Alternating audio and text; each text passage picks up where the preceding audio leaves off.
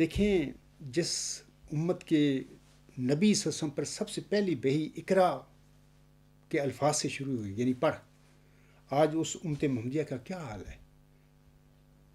قرآن کریم انہوں نے اپنے وہ درازوں میں رکھا ہوا ہے، الماریوں میں.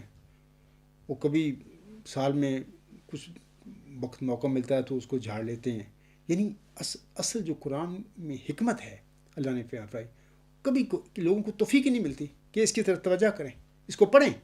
ہر قسم کے علوم کے خزانے اس میں موجود ہیں، سچا فلسفہ اس میں موجود ہے. اور ہم مغربی فلسفوں جو فلاسفر ہیں ان کی کتابوں کو پڑھتے ہیں. یعنی میں جماعتی احمدیہ میں بڑے دیکھا ہے کئی لوگ، میں نہیں ذکر کرنا چاہتا، وہ بڑا کانٹ کا نام لیتے ہیں بڑے شوق سے، وہ جی فلاں وہ بڑا عظیم. وہی نہیں یار، عظیم محمد عربی صلی اللہ علیہ وسلم ہے جس پر عظیم الشان الہامی کلام نازل ہوا، جس میں ہر قسم کا سچا فلسفہ موجود ہے. کاش کہ یہ لوگ جو ہیں، عام مسلمان بھی اور احمدی مسلمان بھی، یہ مغربی جو مفکر ہیں ان کی پیروی نہ کرتے، ان کی کتابوں کو سینے سے نہ لگاتے، قرآن کریم کو لگاتے. کشتی نوح میں میری کتاب غلام مسیح الزمان کا آخری چیپٹر پڑھیں تو وہاں پر میں نے حضور صلی اللہ علیہ وسلم کا وہ حوالہ لکھا ہوا ہے، دیا ہوا ہے. کشتی نوح حضور صلی اللہ علیہ وسلم تو فرماتے ہیں کہ یہ تو سچا فلسفہ قرآن کریم میں ہے. مبارک وہ لوگ جنہوں نے قرآن کریم میں سے اس سچے فلسفے کو ڈھونڈا اور انہیں پھر ملا بھی. یہ عاجز ان خوش نصیبوں میں سے ایک ہے جس کو پھر اللہ نے دیا. تو اللہ تعالیٰ کرے کہ میرے دوسرے احمدی بہن بھائی اور مسلمان بہن بھائی بھی قرآن کریم میں غوطے ماریں، اس میں ڈوبیں اور تقویٰ کے ساتھ، دیانتداری کے ساتھ اللہ تعالیٰ سے مت مانگیں اور علم مانگیں کہ اے اللہ ہمیں علم دے. اب دیکھیں وہ لوگ جو قرآن کریم کو بظاہر نہیں مانتے وہ مسلمان نہیں ہیں. اب دیکھیں انہوں نے قرآنی تعلیم پر ویسے عمل کر کے اور آسم کی جو سنت ہے اس پر عمل کر کے ان لوگوں نے کتنی ترقیات کر لی ہیں سائنس میں. لیکن جن کے نبی صلی اللہ علیہ وسلم پر قرآن کریم نازل ہوا، جن کے گھروں میں یہ قرآن کریم پڑا ہوا ہے، وہ اتنی بدبخت ہو چکے ہیں اس وقت کو دنیا میں سیاستیں کرتے پھر رہے ہیں، دھکے کھاتے پھر رہے ہیں. قرآن کریم کو پشت دے کر پھر یہی نتیجہ نکلا کرتا ہے جو اس وقت امت محمدیہ کا اور مسلمانوں کا نکلا ہوا ہے.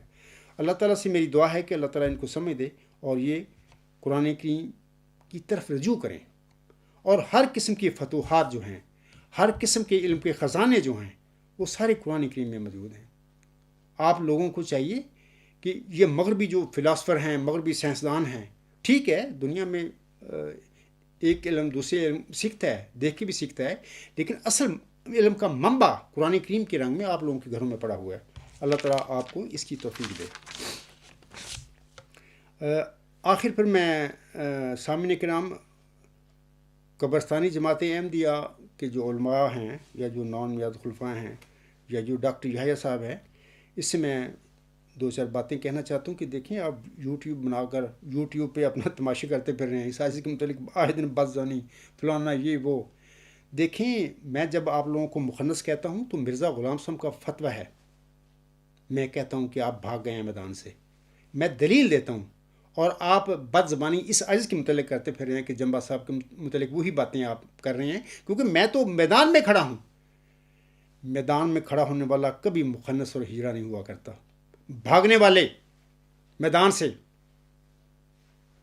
قرآن کریم سے بھاگنے والے، مرزا غلام صاحب کے الہامی کلام سے، آپ کے فرمودات سے بھاگنے والے میدان سے، وہ مخنث اور ہجرے ہوتے ہیں. ڈاکٹر یحییٰ یہ عاجز تو قرآن کریم لے کر میدان میں کھڑا ہوا آپ کے سامنے. آپ اپنی زبان کو، اپنے دلوں کو مطمئن کرتے رہیں اس عاجز کے متعلق بک بک کر کے اپنی یوٹیوبوں میں، اپنی ویڈیو میں، لیکن بہرحال آپ جو کچھ کر رہے ہیں بے بنیاد باتیں، اپنا وقت ضائع کر رہے ہیں. میں عام احمدیوں سے کہوں گا کہ اس ڈاکٹر یحییٰ کو بھی سمجھائیں، اپنے جماعتی احمدیہ قبرستان کے مولویوں کو بھی کہیں کہ اصل مسئلہ یہ ہے کہ میں آپ کو بتاتا ہوں کہ قرآن کریم کی تصدیقی مہر کے ساتھ محمدی مریم کے جو الہامی بشارات ہیں، الہامی کلام ہے ذکی غلام کے حوالہ سے، وہ قرآن کریم کی تصدیقی کی مہر کے ساتھ اور ان الہامی بشارتوں کی روشنی میں یہ فیصلہ دیتا ہے ہمیں کہ وہ موت ذکی غلام، وہ موت نشان رحمت جسے مرزا غلام صاحب نے مجھ سے موت کا ٹائٹل دیا تھا، اللہ تعالیٰ نے بطور جسمانی لڑکا مرزا غلام کو نہیں دیا. میرا چیلنج ہے قیامت تک تسی ثابت نہیں کر سکتے کہ اللہ نے اس کو دیا تھا.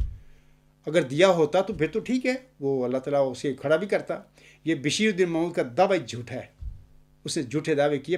پڑھیں اس کے بیانات ہی جھوٹے ہیں. 1954 سے لے کر 1944 جب انہوں نے ایک نفسانی خواب کی بنا پر دعویٰ کیا، وہ سارے بیان پڑھ لیں، وہ بیان بتا رہے ہیں کہ وہ بندہ جال ساز تھا، اس کے بیانوں میں تضاد ہے، کبھی کچھ کہتا ہے کبھی کچھ کہتا ہے. کبھی مومن متقی لوگ جو ہوتے ہیں، خدا کے جو بندے ہوتے ہیں، جو نفس سے خالی لوگ ہوتے ہیں، وہ تو اس ان کے تماشے نہیں کرتے، جھوٹ نہیں بولتے، ان کو ضرورت ہی نہیں ہوتی، کیونکہ ان کی یہ سوچ ہی نہیں ہوتی. وہ تو اللہ کے بندے ہوتے ہیں. ہاں اللہ اس قسم کے بندے کو پھر نوازتا بھی ہے. تو یہ شریر ہوتے ہیں وہ خود بنتے ہیں، کبھی مسلم موت بن گیا، کبھی جھوٹے دعوے کر لیے، جماعت جو قبضے میں آ گئی تو پھر جو مرضی کری جاؤ، اللہ تعالیٰ ان پر رحم کرے. تو میں عام قبرستانی احمدی بہنوں بھائیوں اور بزرگوں کو کہوں گا کہ اصل ایشو یہ ہے کہ وہ نشان رحمت بوزکی غلام، جسے مرزا غلام صاحب نے مسلم موت کا ٹائٹل دیا، اللہ تعالیٰ نے ان کو بطور جسمانی لڑکا نہیں دیا تھا. یہ سب سے بڑا ہمارا اور جماعتی احمدیہ قبرستان اور میرا ان کا یہ اختلاف ہے. ثابت کریں میدان میں آ کر، میرے ہاتھ میں قرآن کریم ہے، مرزا غلام صاحب کے الہامات ہیں، مرزا غلام صاحب کے تحریریں ہیں، اور آنسم کی احادیث صحیح ہیں. دوسری بات یہ ہے کہ ایت استخلاف جو ہے یہ آنسم پر نازل ہوئی تھی. اس ایت استخلاف سورۃ نور کی ایت نمبر 56 میں خلفائے الی منہاج نبوت کا اللہ تعالیٰ نے محمد سے وعدہ فرمایا ہے. امت محمدیہ میں قیامت تک یہ خلفائے الی منہاج نبوت کا سلسلہ جاری رہے گا، اور یہ سارے ہی خلفاء جو ہیں اللہ ان کو کھڑا کرے گا. یہ مسجدوں میں دروازے بند کر کے نہیں بنے گے جال سازیوں کے ساتھ، اللہ ان کو الہام کے ساتھ روح القدس کے ساتھ کھڑا کرے گا.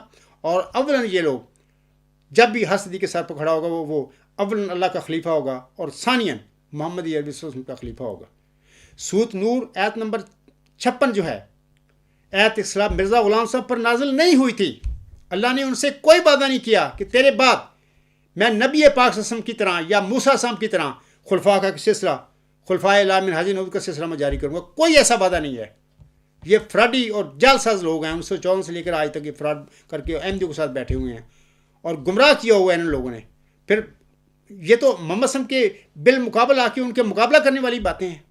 اللہ تعالیٰ ان کے شر سے احمدیوں کی حفاظت فرمائے.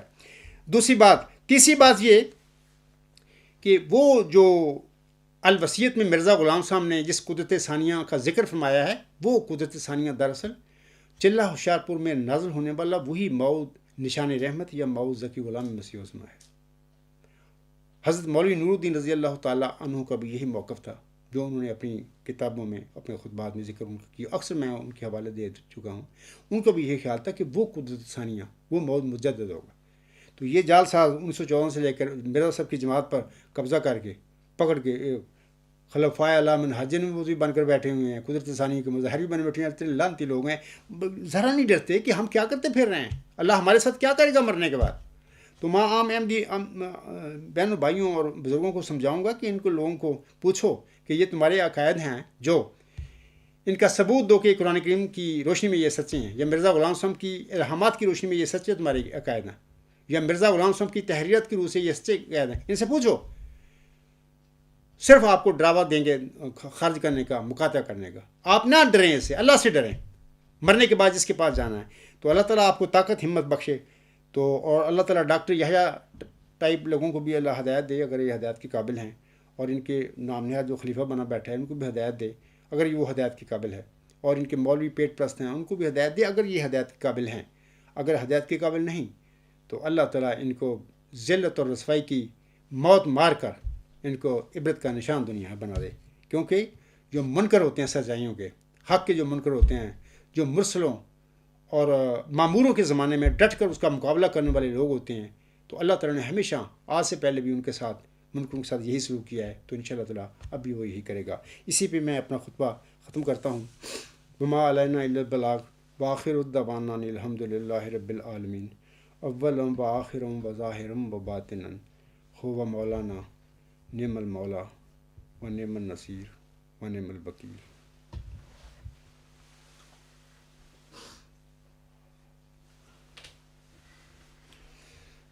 الحمد للہ نحمدہ و نستعینہ و نستغفرہ و نؤمن بہ و نتوکل علیہ و نعوذ باللہ من شرور انفسنا و من سیئات اعمالنا.